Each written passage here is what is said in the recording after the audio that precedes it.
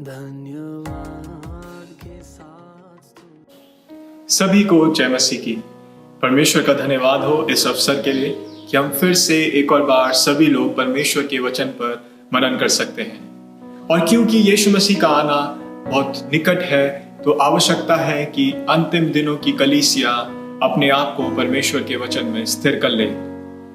और आज जिस विषय पर हम मनन करेंगे वो है प्रार्थना का अनुशासन, द डिसिप्लिन ऑफ प्रेयर। और कुछ दिनों पहले ही हमने प्रार्थना के विषय पर मनन करा और आज हम इस अनुशासन के महत्व को समझेंगे। और ये अनुशासन अपने आप में इतना गंभीर है कि पहला शामुएल 12 अध्याय उसका 23 वचन इस प्रकार कहता है, फिर यह मुझसे दूर हो कि मैं तुम्हारे लिए प्रार्थना करना छोड़कर यहोवा के विरुद्ध पापी ठहरूं।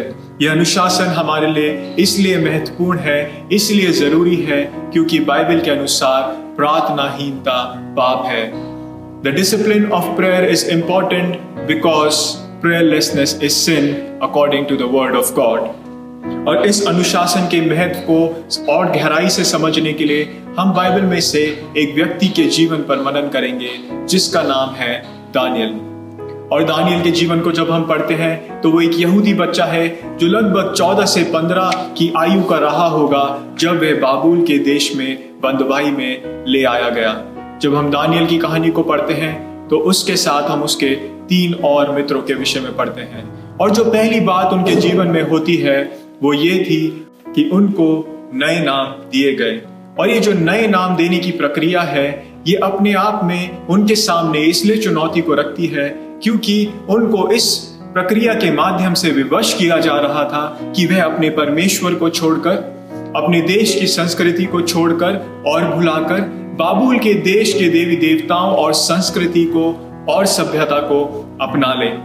दूसरी बात जो उनके साथ होती है वो हम पाते हैं दानियल 1 अध्याय 5 वचन में, जहां राजा एक आज्ञा देता है और वो इस प्रकार है, राजा ने आज्ञा दी कि उसके भोजन और पीने के दाख मधु में से उन्हें प्रतिदिन खाने पीने को दिया जाए। जिसके प्रत्युत्तर में दानियल 1:8 में इस प्रकार कहता है, परंतु दानियल ने अपने मन में ठान लिया कि वह राजा का भोजन खाकर और उसके पीने का दाख मधु पीकर अपवित्र ना होए।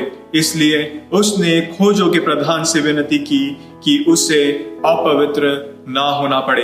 हम देखते हैं कि दानियल बहुत ही आसानी से शाही भोजन में भाग लेने से मना कर देता है। Daniel quietly refused, rather rejected to partake of the royal food. हमें दानियल की परिस्थिति को समझने की आवश्यकता है। दानियल जो है वो किसी होटल में नहीं बैठा है। दानियल जो है वो अपने घर में नहीं है, अपने रिश्तेदारों के घर पे नहीं है कि वो फरमाइशों को प्रस्तुत कर सके, कि वो ये कहे कि मेरे को ये खाना नहीं खाना, इस प्रकार का भोजन नहीं खाना, मुझे दूसरे प्रकार का भोजन ला के दिया जाए। बल्कि दानियल जो है वो बाबुल में है, दानियल जो है वो बंदवाई में है, दानियल जो है एक दूसरे देश में है। और सही शब्दों में बोला जाए तो दानियल जो है ऐसे लोगों के बीच में है जो उसके शत्रु है। दानियल जब इस भोजन को स्वीकार करने से मना करता है तो दानियल को इसके लिए एक गंभीर सजा भी दी जा सकती है। तो एक सवाल जो हमारे मनों में आना चाहिए वो ये है कि दानियल यह तू किस प्रकार कर पाया? दानियल इतनी छोटी उम्र में इतना साहस और इतना हियाव तुझ में कहां से आया? ये कहानी यही समाप्त नहीं हो जाती। वचन 20 इस प्रकार कहता है, बुद्धि और हर प्रकार की समझ के विषय में जो कुछ राजा उनसे पूछता था उसमें वे यानी दानियल और उसके दोस्त राज्य भर के सब ज्योतिषियों और तंत्रियों से 10 गुणे निपुण ठहरते थे। 10 times better than anybody else। ये सवाल हमारे मनों में फिर से गूंजना चाहिए कि दानियल यह तू किस प्रकार कर पाया? तू अपने परिवार से दूर है, अपने लोगों से दूर है, अपने माता पिता से दूर है, अपने भवन से दूर है। किस प्रकार तू इस नई जगह पे भी इतना ज्यादा केंद्रित, इतना ज्यादा स्थिर और इतना ज्यादा निपुण हो पाया? अगर हम दूसरे अध्याय को पढ़ें तो हम पढ़ते हैं कि राजा नबूकदनेस्सर एक स्वप्न को देखता है और वह सभी ज्योतिषी, तंत्री, टोने और कसदी को बुलवा लेता है और राजा इस प्रकार कहता है कि तुमको सिर्फ मेरा स्वप्न का अर्थ नहीं बताना है, वरन स्वप्न भी आप ही बताना होगा, और ऐसा ना किए जाने पर तुम्हारे टुकड़े टुकड़े किए जाएंगे। वचन 10 से आगे हम इस प्रकार पढ़ते हैं कि सभी ज्योतिषी और तंत्री राजा को इस प्रकार कहते हैं कि राजा, जो तू कह रहा है वह असंभव है। राजा, जो तू कह रहा है, जो तू चाह रहा है, वह मानवीय तौर से असंभव है। 13 वचन में यह आज्ञा निकल गई कि सभी को घात कर दिया जाए। आगे हम देखते हैं कि यह बात दानियल तक पहुंच गई और दानियल राजा के पास जाता है और उससे बातचीत करता है और उससे थोड़ा समय मांगता है कि उसके स्वप्न का अर्थ बताए। ध्यान से सुनिए, क्योंकि आगे जो होता है वो बहुत अद्भुत है। वचन 17 से आगे हम पढ़ेंगे। तब दानियल ने अपने घर जाकर अपने संगी हनन्याह, मिशाएल और अजरिया को यह हाल बताकर कहा, इस भेद के विषय में स्वर्ग के परमेश्वर की दया के लिए यह कहकर प्रार्थना करो कि बेबीलोन के और सब पंडितों के संग दानियल और उसके संगी भी नष्ट ना किए जाए। तब वह भेद दानियल को रात के समय दर्शन के द्वारा प्रकट किया गया। प्रियो, अगर वही सवाल आपके और मेरे जहन में फिर आता है कि दानियल यह तू किस प्रकार कर पाया, तो उसका उत्तर यह है, दानियल ये इस प्रकार कर पाया, या फिर दानियल ये इसलिए कर पाया कि उसके जीवन में प्रार्थना का अनुशासन था। दानियल जो था वह एक प्रार्थना करने वाला व्यक्ति था। दानियल को भेद इसलिए प्रकट किया गया क्योंकि दानियल और उसके दोस्त प्रार्थना कर रहे थे। और फिर से अगर हम मूल में देखें तो जो शब्द आया है, दानियल जिस शब्द का प्रयोग करता है उसका भाव है कि वो लोग प्रार्थना और उपवास करें, सभी बातों को छोड़कर, सभी बातों से अपने ध्यान को हटाकर परमेश्वर से प्रार्थना करें। और हम देखते हैं कि वे रात भर लगातार प्रार्थना कर रहे थे, और जब वे प्रार्थना कर ही रहे थे तब भेद दानियल को दर्शन के द्वारा प्राप्त हुआ। प्रियो, ऐसा ना सोचे कि दानियल रात में सो रहा था और उसे दर्शन में ये भेद दिया गया।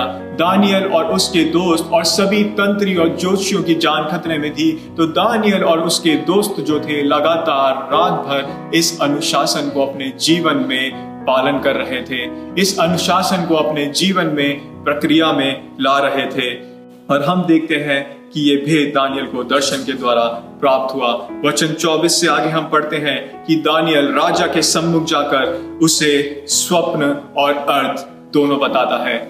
जरा इस दृश्य की कल्पना करें। मुझे ऐसा लगता है कि दानियल जब राजा के सम्मुख गया तो वो डरता और कांपता हुआ नहीं, लेकिन बड़े हियाव के साथ राजा के सम्मुख गया होगा, क्योंकि वो दर्शन पा चुका था, वो स्वप्न भी जानता था और उसके अर्थ को भी जानता था। जो बात मैंने यहाँ सीखी वह ये है, दानियल राजा के सम्मुख हियाव के साथ इसलिए खड़ा हो पाया क्योंकि वह बड़ी हलीमता के साथ राजाओं के राजा के सम्मुख ठहर कर आया था। Daniel could boldly face the king because he had humbly stood before the King of Kings. Daniel ने इस अनुशासन को अपने जीवन में बड़ी गंभीरता से लिया था। छठे अध्याय से हम सभी वाकिफ हैं। 6:10 इस प्रकार कहता है, जब दानियल को मालूम हुआ कि उस पत्र पर हस्ताक्षर किया गया है, तब वह अपने घर में गया, जिसकी उपरौठी कोठरी की खिड़कियां यरूशलेम की ओर खुली रहती थी, और अपनी रीति के अनुसार जैसा वह दिन में 3 बार अपने परमेश्वर के सामने घुटना टेक कर प्रार्थना और धन्यवाद करता था, वैसे ही तब भी करता रहा। प्रियो, दानियल के जीवन में प्रार्थना का एक विशेष और कभी ना बदलने वाला स्थान था। एक उच्च पदवी पर होने पर भी दानियल कभी इतना व्यस्त नहीं हो गया कि वह प्रार्थना करने से चूक जाए या प्रार्थना करने को भूल जाए। दानियल कभी भी अपने संघर्षों के बीच में इतना हताश नहीं हो गया, अपने लोगों से दूर था तो कभी इतना ज्यादा हताश नहीं हो गया कि प्रार्थना करने से चूक जाए। और इस कहानी में तो दानियल को प्रार्थना करने के कारण शेरों की मांद में भी डाल दिया गया, फिर भी उसने प्रार्थना के अनुशासन को कायम रखा। हम 9वें अध्याय में देखते हैं कि दानियल ने जब यिर्मयाह की पुस्तक से वचन को पढ़ा तो उस वचन को लेके वे परमेश्वर के सामने उपवास और प्रार्थना में बैठ गया और लगातार प्रार्थना करता रहा। और आगे हम पढ़ते हैं कि उसके प्रार्थना के प्रति उत्तर में जिब्राइल फरिश्ता उसके पास आया। प्रियो, हम देखते हैं कि दानियल के जीवन में ये अनुशासन जिंदगी भर बना रहा। दानियल इसलिए था, या फिर आप और मैं दानियल के विषय में इसलिए बात कर रहे हैं क्योंकि उसके जीवन में यह प्रार्थना का एक गंभीर अनुशासन था। आज हमने 3 मुख्य बातों को सुना।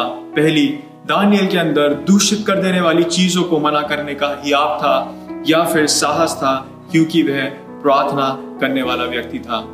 प्रियो, जब संसार हमारे सामने एक मेज को बिछाता है और हमारे सामने उन सांसारिक वस्तुओं को परोस देता है, चाहे फिर वो संसार के विचार हो या फिर आदतें हो या फिर किसी भी प्रकार का तरीका या समझौता हो, अगर आप और मैं परमेश्वर के लोग होने के नाते उन बातों को मना करने का हियाव अपने जीवन में चाहते हैं, तो वो सिर्फ और सिर्फ इसलिए होगा और सिर्फ उसका कारण ये होगा कि हमारे जीवनों में प्रार्थना का एक अनुशासन है। दूसरी बात, अगर हमारे जीवनों में प्रार्थना का अनुशासन है तो हम बुद्धि और समझ से भरे होंगे। इस वक्त मुझे अपने एक मित्र की गवाही याद आती है, जो एक परीक्षा की तैयारी कर रहा था, जिसके लिए वो एक कोचिंग इंस्टीट्यूट में जाता था। और जब उसने अपनी परीक्षा को दिया तो उसके अपने कोचिंग इंस्टीट्यूट में सबसे ज्यादा अंक आए। और उस कोचिंग इंस्टीट्यूट के संस्थापक ने उस भाई से इस प्रकार कहा, क्या आप एक दिन आएंगे और सभी यहाँ पढ़ने वाले विद्यार्थियों से बात करेंगे और उन्हें बताएंगे कि आपने ऐसा क्या किया या किस प्रकार से आपने तैयारी की कि आप अच्छे अंक प्राप्त कर पाए। और जब वह भाई उन लोगों के सामने गया तो पहला वाक्य जो उसने कहा वो ये था कि ये मैं इसलिए कर पाया क्योंकि मैं रोज प्रार्थना करता हूँ, ये मैं इसलिए कर पाया क्योंकि मैं रोज परमेश्वर के वचन को पढ़ता हूँ, अर्थात बाइबल को पढ़ता हूँ। क्या ही अद्भुत गवाही है। अगर आज आप निपुण होना चाहते हैं तो प्रार्थना के अनुशासन में बढ़ना शुरू हो जाइए। तीसरी बात, परमेश्वर हमें भेदों को प्रकट करेगा जब हम प्रार्थना करेंगे। परमेश्वर हमें भेदों को प्रकट करेगा जब हम प्रार्थना करेंगे। जो बाकियों के लिए असंभव होगा, जब लोग कहेंगे कि जो ये कह रहे हैं वह मानुषिक तौर पर असंभव है, वो परमेश्वर हमारे लिए संभव करेगा क्योंकि हम प्रार्थना के अनुशासन में बढ़ रहे हैं। होने पाए कि जिन बातों पर अभी हमने मनन करा उनको हम बड़ी गंभीरता से लेंगे और उनका अपने जीवन में पालन करेंगे। होने पाए हमारे जीवनों में भी प्रार्थना का अनुशासन पाया जाए। परमेश्वर इस वचन के द्वारा हम सभी को आशीष दे।